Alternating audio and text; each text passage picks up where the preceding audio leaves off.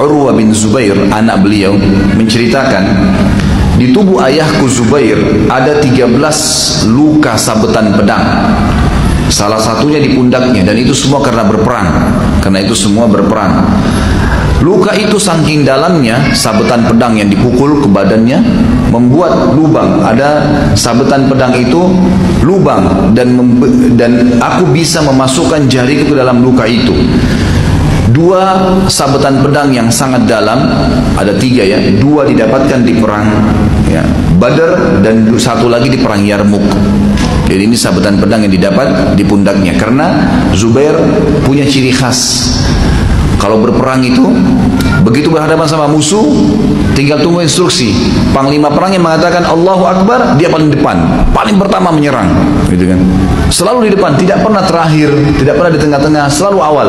Dan dia tidak pernah mau puas kecuali dia sudah dobrak musuh pakai kudanya sampai ke ujung pasukan. Setelah itu dia kembali lagi, menyerang lagi dari sana sampai ke sini. Akhirnya kocar-kacir musuh gara-gara itu. Gitu. 1 orang. Gak ada orang berperang kalau orang-orang non-muslim ya, mereka tidak kejar namanya mati syahid, mereka tidak tahu namanya mati syahid. Maka mereka ya ragu-ragu, kalau berhadapan musuh baru menangkis, baru menyerang. Tapi tidak ada yang berani langsung menyerang. Dan ini tokoh luar biasa, keberanian yang luar biasa dimiliki oleh Zubair radhiyallahu anhu. Tapi nanti juga akan ada bahasan dalam peperangan ya. Ini cuma sekedar gambaran saja.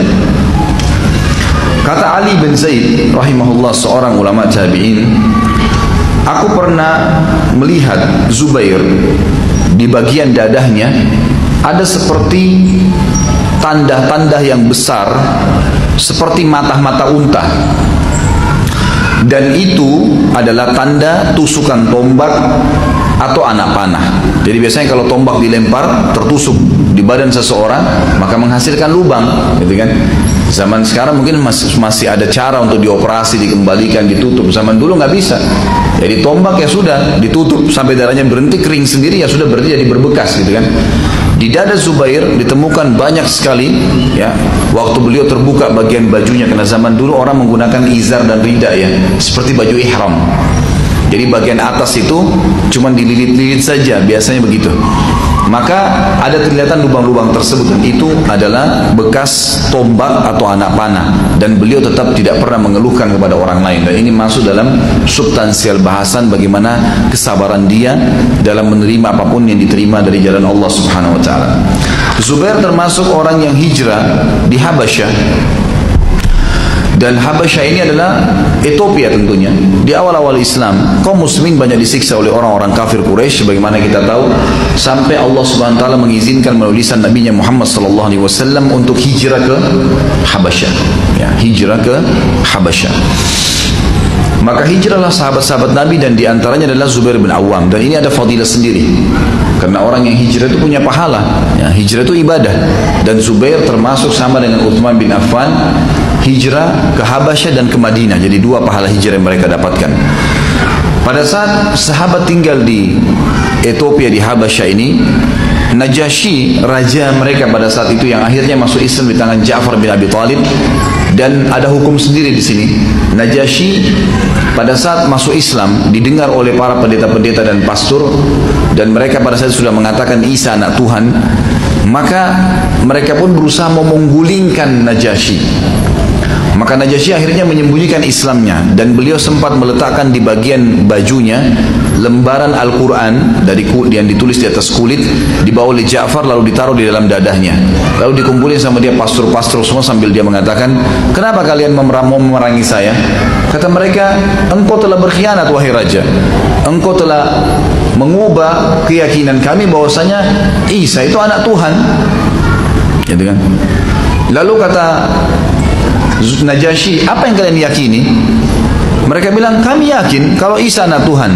Lalu Najasyi pegang dadanya sambil niat untuk memegang Al-Quran tadi, dan dia mengatakan, saya dalam keyakinan ini, gitu kan? Maksudnya Al-Quran ini. Mereka tangkapnya keyakinan seperti yang dipegangi oleh orang-orang Nasrani, karena waktu itu memang dia akan digulingkan, gitu kan?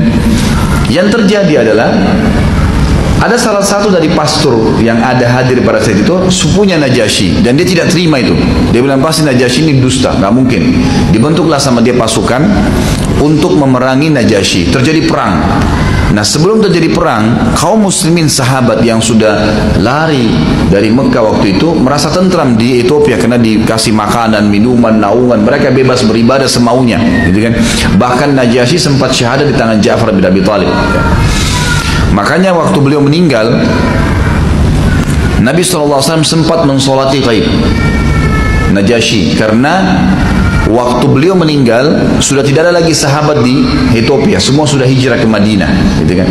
Maka Nabi SAW mensolati ghaib, dan ini juga sebuah hukum sendiri, bahwasanya solat ghaib itu dikerjakan bagi orang yang tidak ada muslimin yang lain mensolatinya.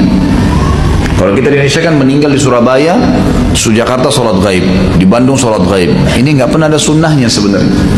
Satu-satunya riwayat berhubungan dengan salat ghaib adalah salatnya Nabi SAW untuk Najasyi waktu Najasyi meninggal di sana, karena tidak ada satupun muslim di sana, sendirian dia. Maka Nabi SAW salati di Madinah, gitu kan. Itu hukum syar'i yang ada diambil. Tapi ringkas cerita adalah pada saat Najasyi diserang oleh sepupunya sendiri yang juga salah satu pastor membentuk pasukan, terjadi peperangan. Najasyi sempat mengamankan beberapa sahabat, semua sahabat untuk menyeberang Sungai Nil. Jadi kalau kita lihat Ethiopia itu berada di wilayah Afrika. Antara Afrika, Ethiopia dengan Jazirah Arab itu ada Laut Merah. Ya, ada pecahan Sungai Nil di situ. Maka dia pun atau Najasyi menyuruh sahabat-sahabat untuk menyeberang Sungai Nil. Ya, kalau saya tahu ini bukan Sungai Nil, dia menyeberang Laut Merah sebenarnya. Selamatkan diri ke wilayah Yaman di tepi Laut Merah, disuruh tunggu di situ. Maka yang terjadi adalah waktu terjadi peperangan, kata Ummu Salamah radhiyallahu anha yang nanti jadi istri Nabi SAW, Ummul Mukminin, berkata waktu itu kami semua berdoa agar Najasyi diberikan kemenangan, karena kalau Najasyi kalah maka tidak ada lagi tempat bernaung kecuali kembali ke Mekah dan bisa disiksa lagi. Waktu dia bilang kami lagi ragu, khawatir jangan sampai Najasyi yang kalah, karena mereka ini bisa dibunuh nanti. Tapi Najasyi sudah memberikan keamanan untuk menyeberangi Laut Merah. Kata Ummu Salamah, kami pun akhirnya berkata satu sama yang lain, siapa kira-kira yang berani menyeberang laut ini, lalu menyaksikan peperangan, melihat siapa yang menang, lalu menginformasikan kepada kami. Semua orang waktu itu diam, tidak ada yang ngomong.